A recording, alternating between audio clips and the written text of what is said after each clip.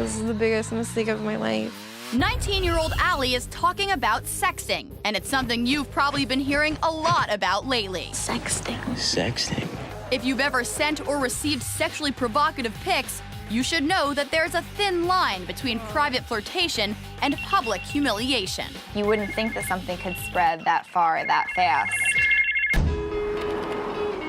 This is where I went to high school. In the beginning of high school, things were good. I got good grades. I had a lot of friends. I was popular. I had a boyfriend. And I was a really good girl. My sophomore year, me and my boyfriend broke up, and I was upset about it because when you're young, you think like, oh, I'm gonna be with this person forever. 1 month after we broke up, he sent me a text message that he would get back together with me if I sent him a naked picture. Even though nearly everyone has heard of sexting, a lot of you aren't really sure what it is. Sexting isn't flirty talk or even dirty talk. Sexting is sending sexually explicit photos from your cell phone or computer. So when Allie's ex-boyfriend asked her to send him a naked photo, he was asking her to sext him.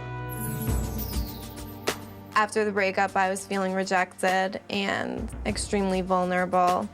Having him ask me for the picture, it made me feel wanted again. Even though it was completely out of character for me, he just did it. The picture getting out never crossed my mind. Once Allie sent the photo to her ex-boyfriend, the ball was in his court. He could forward, delete, or keep the photo to himself. But 1 in 5 sext recipients say they forwarded the images on to someone else. The next day was a cheerleading competition at the high school. We were in the stands, and a kid was sitting behind us, and he pulled out his cell phone, and he was like, "Isn't this you in this picture?"